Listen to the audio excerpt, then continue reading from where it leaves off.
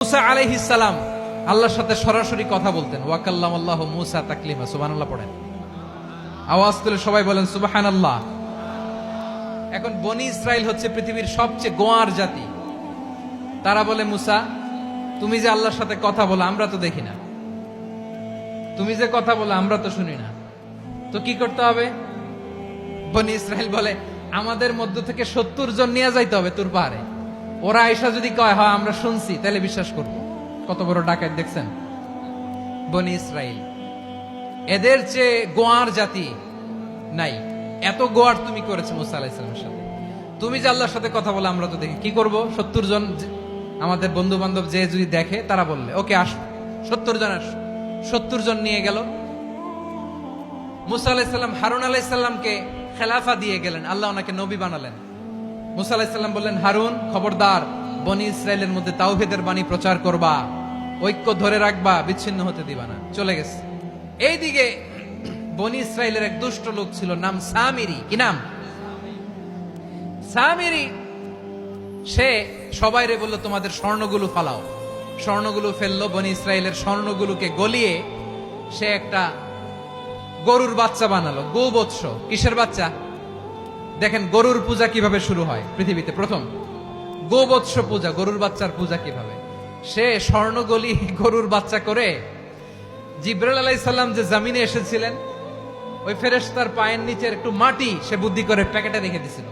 সে গরুর বাচ্চা বানায় স্বর্ণ দিয়ে গলিয়ে ওই মাটি এটার মধ্যে ঢুকাই দিছে ভেলকি দেওয়ার জন্য। স্বর্ণ দিয়ে বানানো গোবৎস গরুর বাচ্চার গায়ে যখন সেই মাটি ছুঁড়ে দেয়া হলো, এখন বাছুরের ভেতর থেকে ভ্যাঁ ভ্যাঁ আওয়াজ আসতেছে। কি আসতেছে? সবাই তো অবাক। সামিরি বলে, আরে তোমরা যে 70 জন দিয়ে মুসা আলাইহিস সালামরে পাঠাইছো, ওইদিকে এত ঘুরতেছে, আল্লাহরে খুঁজে পায় না, আল্লাহ তো এটার ভিতরে ঢুকছে। নাউজুবিল্লাহ বলবেন না? তোমরা যে 70 জন দিয়ে পাঠাইলা, 70 জন নিয়ে মুসা আলাইহিস সালাম খালি ঘুরতেছে, আল্লাহরে পায় না। পাবে কেমনে? আল্লাহ তো, নাউজুবিল্লাহ, এটার ভিতরে সেজদা দাও। এই সেজদা দিয়ে গেল। আল্লাহর নবী হারুন আলাইহিস সালাম বললেন, খবরদার, এটা সুস্পষ্ট শিরক। আল্লাহ সব গুনাহ মাফ করে, শিরকের গুনাহ মাফ করে না। খবরদার, তোমরা থামো। কে শোনে কার কথা? এই যে যেমন এখন আপনারা আমার কথা শুনতেছেন না? শুনতেছেন? হারুন আলাইহিস সালাম বললেন, খবরদার, এই শিরকি কাজে তোমরা সংযুক্ত হয়ো না। তোমাদেরকে কি মনে নাই আমার ভাই মুসা আলাইহিস সালাম কি বলছে? আল্লাহ শিরক মাফ করে না। খবরদার, শিরক করো না, আল্লাহরে ভয় করো। হারুন আলাইহিস সালাম তাদেরকে বুঝালেন, শিরক করো না, আল্লাহরে ভয় করো। শুধু এতটুকুই তিনি বুঝালেন, দাওয়াতি কাজ পালন করলেন, কিন্তু প্রতিরোধ করেন নাই, সশস্ত্র সংগ্রামে লিপ্ত হন নাই, বাধা দেন নাই। কারণ গৃহযুদ্ধ বেঁধে যেতে পারে। উনি ভাবলেন, আমি যদি আমার বাহিনী নিয়ে দাওয়াত দেওয়ার সাথে সাথে প্রতিরোধ করি, আক্রমণ করি, ওরাও আমারে আক্রমণ করবে, ব্লাডশিড হবে, রক্তপাত। এমন অবস্থা হবে বনি ইসরায়েলের মধ্যে, যেটা হয়তো আমার ভাই মুসাও কন্ট্রোল করতে পারবে না। সুবহানাল্লাহ কইবেন না? এক একজন নবীকে আল্লাহ তাআলা কি ইন্টেলেক্ট দিয়ে পাঠিয়েছেন। তিনি ভাবলেন, আমি দাওয়াতি কাজটাই করি, এটা যে হারাম এটা থেকে শুধু বারণ করি, কিন্তু প্রতিরোধ না করি।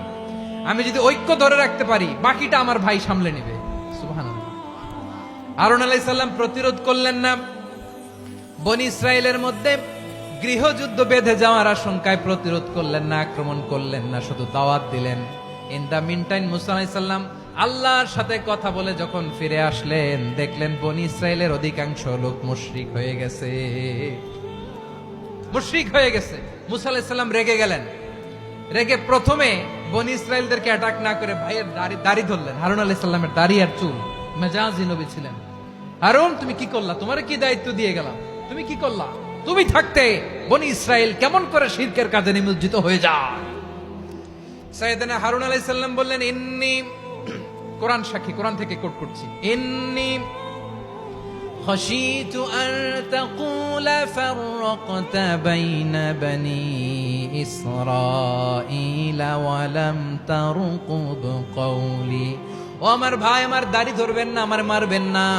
আমি ভয় করেছি, আমি ভয় পেয়েছি, না জানি আপনি বলেন তুমি কেন খাশিতু আন তাকুলা ফাররাকতা বাইনা বনি ইসরাঈল। আপনি এসে আমারে যদি বলেন তুমি কেন ঐক্য ধরে রাখলে না, কেন মারামারি হলো, কেন রক্তপাত হলো? তোমার কি এই দায়িত্ব আমি দিয়েছিলাম? আমার কথার দিকে কি তুমি ভ্রুক্ষেপ করো নাই?